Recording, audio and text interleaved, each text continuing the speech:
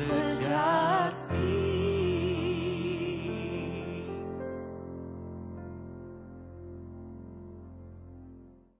Tuhan benar Bapa. Ini bukan hanya sekadar pujian yang keluar dari mulut kami Tuhan. Tapi kami mau sungguh-sungguh berkata bahwa Engkau harapan dan andalan dalam hidup kami. Tidak ada yang lain, Engkau sumber kekuatan dalam hidup kami. Terima kasih Bapa, biar Engkau berbicara kepada kami lewat kebenaran firman-Mu. Kami membutuhkan firman Tuhan lebih dari segala-galanya dalam hidup kami. Terima kasih Bapa, urapi hamba-Mu yang tidak ada apa-apanya. Urapi setiap kami di dalam nama Tuhan Yesus yang membuka hati bagi firman Tuhan. Mari katakan bersama, amin. Tepuk tangan buat Tuhan Yesus. Silakan duduk Bapak Ibu, shalom. Apa kabarnya hari ini? Luar biasa, karena kita punya Tuhan yang luar biasa. Iya, hari ini saya ingin kita sama-sama belajar tentang firman Tuhan, ya, tentang dua macam dasar. Bicara tentang bangunan dalam kehidupan kita. Saudara, segala sesuatu di hidup ini tentunya harus dibangun. Amin. Kita lahir bukan hanya sekedar lahir, tapi hidup ini harus dibangun. Katakan hidup ini harus dibangun. Bilang kanan kirimu, hidupmu itu harus dibangun loh. Karena sesuatu yang tidak dibangun pasti akan jadi apa saudara? Kalau sesuatu nggak dibangun, ya tidak akan ada perubahan, nggak akan ada peningkatan. Tapi kita akan baca dulu bersama-sama, mari buka bersama di dalam Injil Lukas pasal yang ke-6. Kita baca mulai ayat 46. Injil Lukas pasal yang ke-6 ayat 46, saudara ya. Baca bersama 1, 2, 3. Mengapa kamu berseru kepadaku Tuhan, Tuhan, padahal kamu tidak melakukan apa yang aku katakan. Ini dimulai dari kata-kata yang menusuk ya. Saudara merasa tertusuk enggak? Tertusuk atau tidak? Ya. Kenapa kamu berseru kepadaku Tuhan, Tuhan, padahal kamu tidak melakukan apa yang aku katakan? Seringkali kita melakukan hal yang sama enggak dalam hidup ini? Saudara tersinggung enggak dengan ayat ini? Enggak tersinggung? Ada orang di sini enggak? Yang merasa tersinggung angkat tangan. Yang tidak tersinggung angkat kaki. Berarti Anda sudah mati rasa ya. Dengan jelas, dengan keras Yesus berkata, mengapa kamu berseru kepadaku Tuhan, Tuhan, padahal kamu tidak melakukan apa yang aku katakan. Betapa seringnya kita sebagai orang Kristen, kita ke gereja tiap minggu. Agama kita di KTP tulisannya Kristen. Ya, Kristen itu artinya apa? Pengikut Kristus. Tapi seringkali dalam hidup kita tidak melakukan apa yang Tuhan Yesus katakan. Saudara jadi orang tua, saudara punya anak. Dia pakai famnya saudara, marga saudara. Tapi dia nggak ngikuti apa yang saudara katakan. Saudara seneng enggak? Punya anak pakai nama fam belakangnya saudara, tapi hidupnya sakarepe dia nggak mau ngikuti apa yang saudara kasih tahu. Ya, maka banyak yang bilang, udah kamu keluar aja dari kartu keluarga, ya Pak. Ya, ada anak enggak mau nurut sama orang tua, pakai nama saya lagi, ya. Demikian juga kalau kita ini mengaku kita anak Tuhan, percaya Tuhan Yesus, agama kita Kristen, tetapi mengapa kamu berseru kepadaku Tuhan, Tuhan, padahal kamu tidak melakukan apa yang aku katakan. Ayat 47 baca, 1, 2, 3. Setiap orang yang datang kepadaku dan mendengarkan perkataanku serta melakukannya, aku akan menyatakan kepadamu dengan siapa ia dapat disamakan. Kalau kita menjadi Kristen, menyebut diri kita pengikut Kristus dan kita melakukan apa yang Yesus dikatakan, maka Tuhan akan menunjukkan kepada siapa dia itu dapat disamakan. Setiap orang yang datang kepadaku dan mendengar perkataanku serta melakukannya, aku menyatakan kepadamu dengan siapa ia dapat disamakan. Ayat 48 baca bersama. Ia sama dengan baca saudara. 1, 2, 3.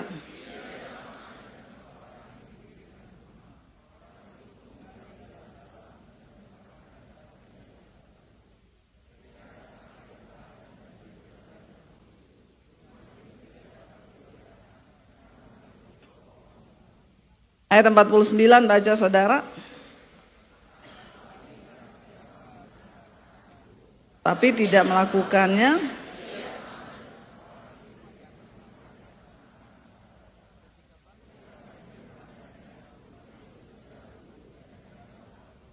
Amin saudara.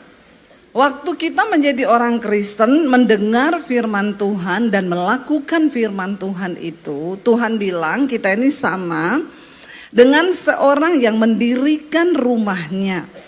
Orang itu menggali dalam-dalam dan meletakkan dasarnya di atas batu. Ketika datang air bah dan banjir melanda rumah itu tidak dapat digoyahkan karena rumah itu dibangun di atas dasar yang kokoh. Saya boleh bagi tisu Pak ya, udah mau kiamat dunia nih, panas sekali ya. Thank you Pak, Tuhan berkati. 2 tok lagi. 2 loh. Saudara, ya baik ya, kita akan melihat Yesus menyamakan orang Kristen yang mendengar firman dan melakukan firman itu seperti apa. Dia seperti orang yang bangun rumah. Hidup kita ini diibaratkan Tuhan sebagai sebuah rumah yang akan dibangun. Karena kita bukan cuma lahir tok, lalu kita hidup, lalu kita besar, lalu ya hidup ini dibawa kemana? Ya mengalir saja. Nggak ada orang hidup mengalir, amin. Ya hidupmu itu dibangun, ditata seperti orang mau bangun rumah. Dikatakan kalau orang mendengar firman lalu melakukan firman yang Tuhan sampaikan itu, dia disamakan dengan orang yang membangun rumah. Dia menggali, digalinya dangkal apa dalam saudara dikatakan? Dalam. Ketika orang mau supaya rumahnya kuat, dia harus terus menggali lebih dalam sampai dia dapat di bawah itu ada yang namanya batu. Kalau sudah dapat batu, digali lagi, memang berkeringat saudara, memang lelah, memang capek. Tapi dia terus menggali karena dia itu bijaksana. Dia tahu kalau dia bangun rumah di atas dasar pasir, maka itu mudah roboh. Apalagi kalau datang angin, hujan. Kalau orang yang gak mau menggali, dia pikir lu ngapain juga sih gali-gali, yang penting tuh sama-sama rumah. Sama-sama jadi. Ngapain lu berkeringat gali sampai dalam-dalam? Saudara, dalam hidup ini ada orang yang terlihat sama-sama sukses di permukaan. Yang dibangun ini sama rumahnya loh. Yang satu lebih cepat karena cuma di atas dasar pasir. Yang satu lama. Dia berkeringat, dia gali terus. Yang ini rumahnya udah jadi, dia bilang, "Weh, goblok banget sih, aku rumah udah jadi, lu masih gali terus." Tapi orang ini tahu.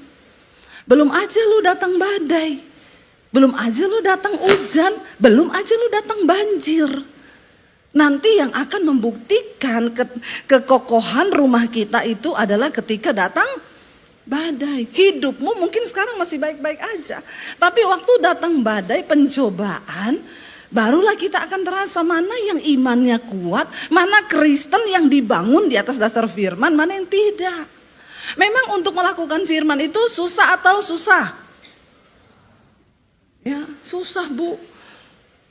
Doakan orang yang memusuhi kamu. Berkeringat enggak? Doakan orang yang memusuhi kita, berkeringat enggak saudara? Bukan cuma berkeringat, penuh air mata. Enak aja dia tuh jahat sama saya, suruh doakan dia please deh. Iya enggak saudara? Ya, Tuhan bilang kuduslah kamu maka aku kudus. Jangan ada persinahan, jangan ada percabulan. Kira-kira berkeringat enggak untuk melatih diri hidup kudus? Capek enggak melatih diri hidup kudus? Capek enggak? Capek, yang tadinya biasa dugem-dugem, party-party. Begitu baca Alkitab, kuduslah kamu, jangan kamu tenggelam dalam hawa nafsu dunia yang membinasakan dunia. Lalu kita mulai melatih diri. Aku nggak boleh dugem lagi, aku nggak boleh minum, nggak boleh mabok, nggak boleh merokok, nggak boleh bersinah, nggak boleh selingkuh. Kita mulai melatih diri dan itu sulit, berkeringat saudara, nggak mudah mengalahkan daging ini. Tapi belum sekarang. Nanti engkau akan melihat waktu badai datang, banjir datang, karena kan hidup ini tuh berganti musim, benar nggak saudara? Ya, ayo saudara bangun hidupmu di atas dasar firman. Kenapa saudara? Yuk kita lihat bersama apa yang Rasul Paulus bilang dalam 1 Korintus 3 ayat yang ke-10 mulai. Di sana Rasul Paulus bicara tentang dasar dan bangunan saudara. Baca bersama 1, 2, 3. Sesuai dengan kasih karunia Allah yang dianugerahkan kepadaku, aku sebagai seorang ahli bangunan yang cakap telah meletakkan dasar dan orang lain membangun terus di atasnya. Tetapi tiap-tiap orang harus memperhatikan bagaimana ia membangun di atasnya. Ayat 11. Karena tidak ada seorang pun yang dapat meletakkan dasar lain daripada yang telah diletakkan, yaitu Yesus Kristus. Kita ini sama-sama nih percaya Yesus nih ya. Dasar bangunannya sudah Tuhan Yesus nih. Tapi kita harus memperhatikan. Ayat 12 berkata, entahkah orang membangun di atas dasar itu dengan emas, perak, batu permata, kayu, rumput kering, atau jerami. Sekali kelak pekerjaan masing-masing orang akan nampak. Karena hari Tuhan akan menyatakannya. Sebab ia akan nampak dengan api. Bagaimana pekerjaan masing-masing orang akan diuji oleh api. Ya, Rasul Paulus sudah meletakkan dasar untuk kita membangun kehidupan kekristenan kita, yaitu Kristus. Semua kita sudah tahu itu Tuhan Yesus. Tapi dengan apa kita membangun di atas dasar Kristus itu harus kita perhatikan saudara. Ya, kalau kita membangunnya di atas dasar emas, perak atau kayu atau jerami, ya itu akan membuktikan keteguhan dari bangunan kita. Emas itu bicara tentang kemurnian saudara. Lebih dimurnikan, emas itu makin dibakar makin murni ya. Dikatakan di sana, entah bagaimana engkau membangun, firman Tuhan itu emas yang bahan terbaik untuk kita bangun hidup. Tapi ayat ini bilang semua orang membangun. Ya ada yang dari kayu, ada yang dari emas, ada yang dari perak. Oke, jadi bangunannya. Tapi ada yang akan membuktikan kekokohan bangunan itu. Dikatakan semua akan diuji dengan api. Kalau emas ketemu api, maka dia akan semakin murni. Tapi kalau kayu ketemu api, maka hancur saudara. Lalu dikatakan begini saudara. Ayat 14 berkata begini. Jika pekerjaan yang dibangun seseorang tahan uji, ia akan mendapat upah. Jika pekerjaannya terbakar, ia akan menderita kerugian. Tetapi ia sendiri akan diselamatkan. Tapi seperti dari dalam, oke sih selamat sih nanti. Karena masih tetap dalam Yesus. Kecuali sudah meninggalkan Tuhan Yesus. Memang selamat saudara. Tapi selamatnya seperti dari dalam. Saudara mau masuk surga gosong-gosong keriting begitu? Seperti orang yang sudah habis terbakar dalam api mau? Saya nggak mau saudara. Kita hidup di dunia ini cuma sementara. Ketika kita hidup di dunia ini cuma sementara, ayo jangan buang waktumu untuk bayar harga yang harusnya tidak kamu bayar. Saya melihat banyak orang Kristen itu hidup dengan membayar harga terlalu mahal untuk hal yang seharusnya dia tidak bayar. Ya, wanita-wanita, kamu kalau nggak salah menikah, harusnya kamu nggak usah bayar harga mahal. Rumah tanggamu aman, rumah tanggamu harmonis, damai, sejahtera, diberkati Tuhan. Kenapa ada orang yang pernikahannya bayar harga mahal? Yaitu karena kau nggak menuruti firman Tuhan. Kau bangun hidupmu dengan bahan kayu. Makanya ketika diuji terbakar. Ya, tapi untung bertobat bu. Saya sudah cerai 3 kali bu. Astagfirullah, subhanallah. Cerai 3 kali. Udah soalnya dapat suami pertama penjudi bu. Ya, uang habis dipakai buat judi. Nikah lagi yang kedua dapat pemabok bu. Kau lolos dari mulut singa masuk mulut buaya. Rugi nggak? Ya, lalu nikah lagi 10 tahun. Nggak kuat saya bu nikah sama pemabok. Saya cerai sama dia. Saya nikah lagi dapat penipu. Aduh. Ya, kalau saya sih mati aja deh paling enak daripada begitu hidup ya. Bener loh. Sehingga hidupmu bikin susah orang tua, ya, bikin susah. Ini ditanya kamu kerjaannya apa? Kerja saya jadi beban buat keluarga. Jangan saudara. Ya, kalau engkau tidak bisa menjadi berkat bagi orang lain, setidaknya jangan jadi beban buat orang lain. Amin. Jangan jadi beban buat keluargamu. Jangan jadi beban buat istri dan anak-anakmu. Tapi berubahlah saudara. Dikatakan di sana, ayo kita bangun rumah kita, kehidupan kita di atas dasar firman Tuhan. Barang siapa yang membangun rumah di atas dasar firman Tuhan, Yesus bilang, dia adalah orang yang bijaksana.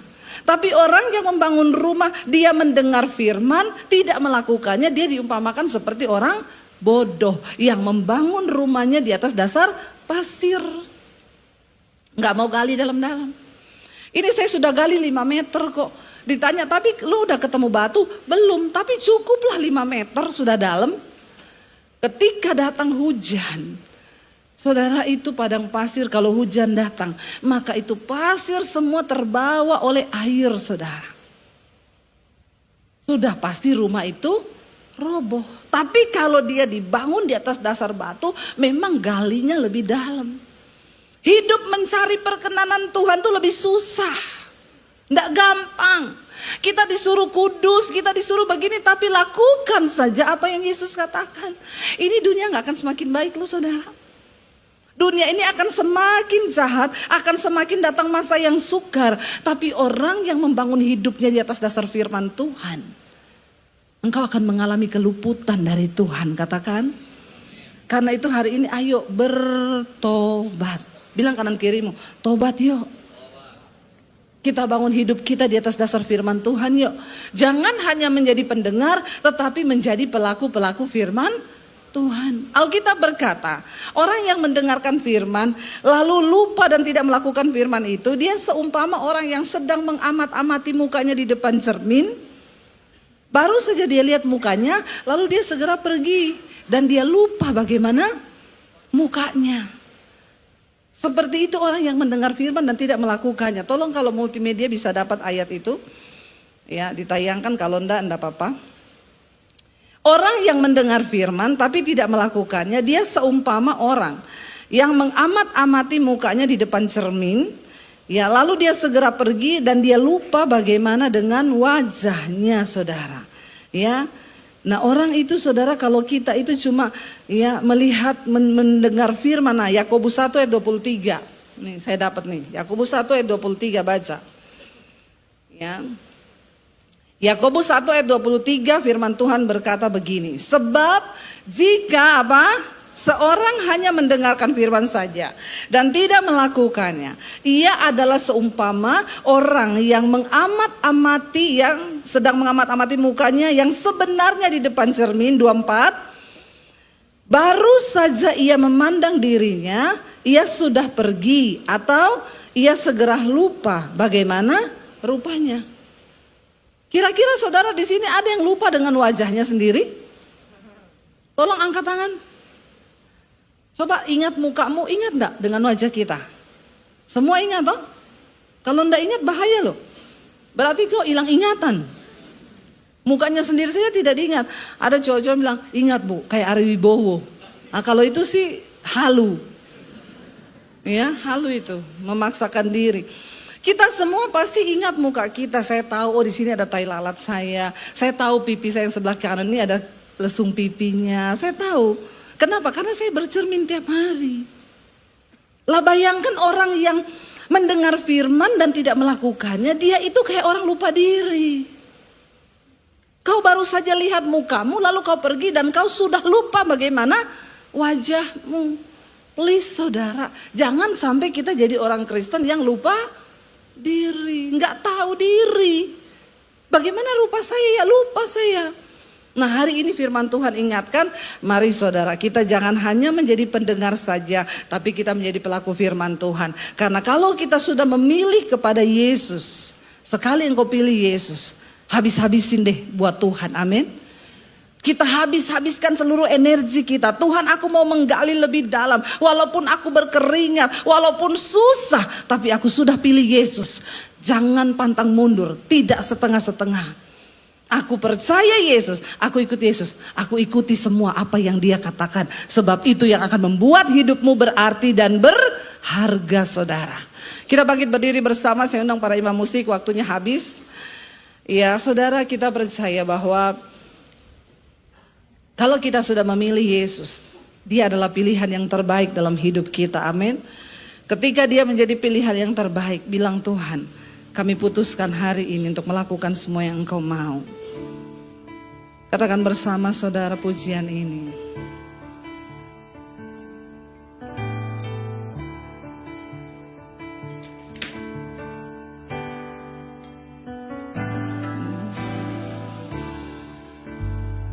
Thank you Lord Jesus. Memilihmu bagian yang terbaik, selamanya takkan terganti. Katakan pada Tuhan, amin Tuhan. Yes, kami percaya hanya Kau Yesus selalu. Lebih lagi dengan iman katakan, amin Tuhan, kami percaya Engkau yang terbaik dalam hidup kami, tidak akan pernah terganti Tuhan, amin. Harta yang paling berharga hanya Kau Yesus selalu. Lebih lagi angkat tanganmu di hadapan Tuhan saudara. Yes Lord, bagian yang terbaik selamanya takkan terganti. Harta yang paling berharga hanya Kau Yesus selamanya. Mari tutup matamu dalam hadirat Tuhan saudara. Buat komitmen baru dengan Tuhan hari ini. Bilang Tuhan, kami sudah memilih Engkau dalam hidup kami. Engkau pilihan terbaik dalam hidup ini. Tidak salah kami memilih Engkau Tuhan Yesus sebagai Tuhan dan Juru Selamat. Karena kami tahu Tuhan, Engkau harta berharga yang kami miliki di dunia ini. Sebab Engkau menjamin hidup kami bukan hanya di dunia ini, tapi sampai pada kekekalan. Tidak ada Tuhan yang seperti Engkau. Engkau yang datang dari surga dan Engkau yang sanggup menunjukkan jalan ke surga. Sebab Engkau datang dari surga Tuhan. Terima kasih Bapak, karena itu ajar kami hari ini untuk mengambil komitmen untuk melakukan semua perkataan-Mu Tuhan. Kami tidak ingin menyakiti hati Tuhan. Sehingga Engkau berkata, untuk apa Engkau menyebut aku Tuhan, padahal Engkau tidak melakukan apa yang aku katakan. Ampuni kami Tuhan. Mampukan kami untuk berjalan dalam kebenaran firman-Mu. Kami tidak ingin jadi orang bodoh di dunia ini. Sehingga kami membayar harga yang tidak harus kami bayar di hidup ini. Hidup kami begitu singkat. Alkitab berkata 70 tahun kalau nyampe. Dan kami tidak mau membuang percuma setiap waktu detik dalam hidup kami. Untuk bayar harga yang tidak perlu kami bayar. Kami mau Tuhan menggenapi setiap firman Tuhan dalam hidup kami. Karena janji-Mu hidup kami itu berbahagia. Masa depan kami penuh dengan pengharapan di dalam Engkau. Ampuni kalau kami sudah salah melangkah. Ampuni kalau kami sudah berjalan dengan kekuatan dan kedagingan kami sendiri Tuhan. Tapi hari ini kami mau bertobat. Kami mau memilih Tuhan yang terbaik dalam hidup kami. Mari buka hati dan tanganmu Bapak Ibu. Terimalah kiranya berkat, rahmat, anugerah dari Allah Bapa, cinta kasih dari Tuhan Yesus Kristus turun atas hidup kita mulai hari ini. Bahkan sampai kali yang kedua Tuhan Yesus datang kembali menjemput setiap kita. Dan nama kita semua tercatat di dalam kitab kehidupan. Di dalam nama Tuhan Yesus Kristus kita semua yang percaya diberkati, disertai Tuhan. Mari katakan bersama, amin, amin, amin. Yang pegang tanganku, Kau yang sentuh hatiku, selamanya ku cinta Kau Yesus, selamanya ku menyembah. Kau yang pegang tanganku, Kau yang sentuh hatiku.